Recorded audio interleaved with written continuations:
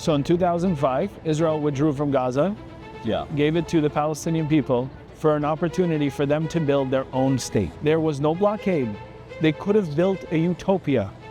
But instead, by 2006, they elected Hamas. Yeah, they're elected, but it's like, oh, you're going to elect me, but I have a gun to your head. That's a big statement without any proof, right? We're here outside of Columbia University asking 3 questions. Answer them correctly and win $100. Let's do something. How you doing, brother? Hello. I'm Abraham. What's your name? Logan. Logan. Very nice to meet you, Logan. So question number 1. How many Jews were kicked out of Arab countries between 1948 and to the present?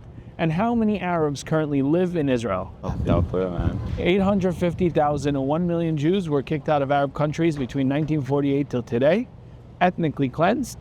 Currently, there are 2 million Muslims with full citizenship and equal rights living within Israel. Okay. How many Jews hold governmental positions in Arab countries? So when you say Arab, are you counting Israel? No, it's the Jewish state. The Jewish state. No, I probably very low, probably none. None is the right answer. It is 0. Israel actually has 10 Arabs in their parliament currently right now. One of their Knesset members, an Arab man, actually sent an Israeli president to jail. Oh, as I mean to persecute his enemies? No. Oh, okay. Because it's a free democracy. Oh, okay. Right? Now, can you define the term apartheid? Apartheid? Yes. No. Okay, it's a system or policy of segregation based on race. Okay. So 2 laws under the same system. Each applies to a different person. So in South Africa, there was apartheid against black people. Yeah. Blacks had a set of rules and laws, and the whites had a set of rules and laws. Yeah. Do you believe there are currently apartheid happening in Israel? Yeah, they definitely, I feel like Israelis definitely do not. I don't think so. They don't really allow. Usually they I know that there's there's been Christian cities built and they just moved them, right? I just asked you how many Arabs with full citizenship live within Israel, and the answer is 2 million Arabs with full and equal rights live within Israel. 10 of them are in the Knesset, are in parliament, so they're like Congress people. Yeah. So how could there be discrimination based on their race of being Arab or Muslim for it to qualify as an apartheid if all those other facts are true? Yeah, I'm not sure. Are you open to being wrong, which is okay? I'm not sure if I'm honestly following what you're saying. If there are 2 million Arabs with full rights, 2 million Muslims with full rights that live within Israel, there are 10 Arab members of the Knesset, of the parliament, of their Congress, right? Yeah. Who serve with full equal rights. If an Arab judge sent an Israeli president to jail, is it fair to call Israel an apartheid state, a country that has 2 separate laws, one for Arabs and one for Jews? I don't agree with having 2 separate rules for separate. Yeah, no, I agree with you on that. I'm against apartheid, but is what's happening in Israel today an apartheid? If there's 2 separate rules for them, then yes. Well, what if I'm telling you there isn't? Then I guess it's not. Okay. By definition. There isn't. There's one set of rules for everybody in Israel. Okay. Muslims, Arabs, Jews, Christians, atheists, Buddhists, whatever you want to be, you can be in Israel. Yeah. I actually speak Arabic fluently. I was born and displaced from Syria, Damascus, Syria, as a Jew. I was one of the last Jews out of Syria. Okay. I've been to Israel, and I've spoken to Arabs who live in Israel, and they are petrified at the idea of a Palestinian state, because what their argument is, look around us. Name me one Arab country where our Arab brothers and sisters have equal rights, have prosperity. Equal rights. Prosperity. Arabs don't have it in their own countries. Really, do they? I mean, why are they running away in droves from their countries to European countries as refugees? No, in their own countries, they have their own rights now. No, because it's a dictatorship. It's an authoritarian system in which they are. Is authoritarian. I know that they are. They're a terrorist organization who started a war they couldn't win on October 7th and led to the destruction of Gaza. It's terrible, terrible thing. I agree with you. I know that Netanyahu funded Hamas billions of dollars, I'm pretty sure, but maybe a decade ago, because they thought. Where'd you get that fact? I read online, but right. So maybe it could be incorrect. So let me correct it before you go further. The allegation that Netanyahu funded Hamas is basically Netanyahu allowed Qatar to send money to Hamas. He didn't stop that transfer of money, but he didn't fund them. Qatar is the one that funded them and continues to fund them. Yeah, but I heard he has still allowed it so that to because they believe the same thing as like any like American proxy war. They believe that just having the insurgency would actually bring the Palestinian state down faster. Well, let me ask you, if you think Netanyahu wouldn't have allowed the transfer of funds from Qatar to Hamas, would there have been allegations, just as there are today, saying, hey, the Israeli government is trying to starve Gaza. It's depriving their government, which Hamas is, an elected government of Gaza, of money to operate. Yeah, they're elected government, but it's the same way like the Taliban is elected government, and no, so they took it by force. No, they didn't. They were elected. They're not elected by the people. No, they are elected. Yeah, they're elected, but it's like, oh, you're gonna elect me. That's a big statement without any proof, right? Well, I was an American soldier. I went to Afghanistan, and it's the same way. Like, but it's not. The Taliban don't. Yeah, they're not. The Taliban, like where I was, for instance, they aren't the official city governments, but they're running the show behind us. They are the official city governments. They are Hamas. now. Hamas isn't, yeah, but I would say originally the Taliban was in Afghanistan. They are now. So in 2005, Israel withdrew from Gaza, gave it to the Palestinian people for an opportunity for them to build their own state. There was no blockade. They could have built a utopia.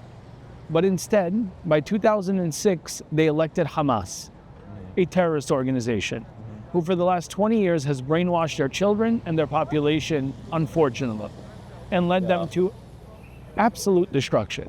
They were elected, and they were elected because of the same ideological hate that has always been espoused from the Palestinians from the day they were founded by Arafat in the 60s. So it's not that Hamas is out of the ordinary.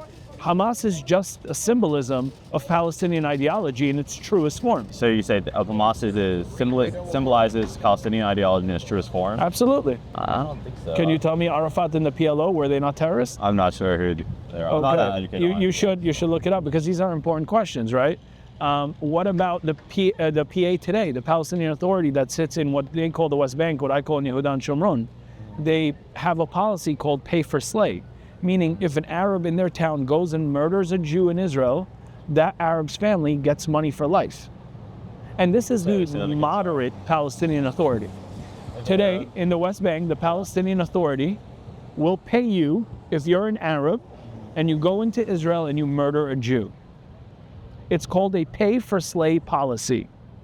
Today, in the West Bank, under the Palestinian Authority, the more moderate group, they will teach their children in school how to stab Jews, how to hate Jews. And I've seen this. I lived in Syria and I watched cartoons of Mickey Mouse holding a knife talking about stabbing the Jew. Yeah. So to say that Hamas is outside the norm of Palestinianism is a fundamentally false argument. Do you understand? You might be making it a little bit grossly, like kind of like disingenuous, like take like same way that there's hundreds and hundreds of Americans that don't agree with like Trump, you know what I mean? And but he's still in charge. He's still leading a government. But I know like, so in the Quran, you know, people like, one thing I've learned is a lot of people like take that excerpt from the Quran where like you're allowed to kill a man, or if they kill your brother. But that's actually wrong. It's actually, if you commit a crime as a Muslim, you're actually committing two crimes, right? So you commit a crime against humanity, but you also commit a crime against Allah because he made humanity.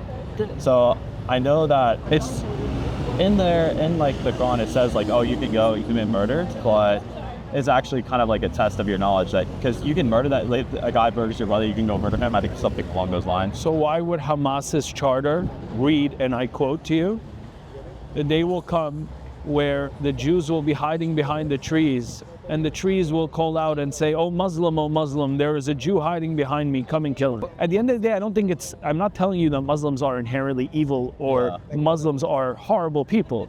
I'm talking about Palestinian ideology. Palestine was never a state. It's an invention of Arab armies to overtake the Jewish state. That is why in between 1950 to 1967, where Jordan, an Arab country, controlled the West Bank, where Egypt controlled Gaza, no Palestine was ever created. Well, if they were a state, it begs the question, why wouldn't their Arab brothers create them a state? They had the land, they had East Jerusalem. That's a good question. I mean, it's a great question. You could also just make the counterpoint that Israel is not the Jewish state that was given to the Jews after World War II. No, it was. It was. Give it to them. You can the same way that you just said.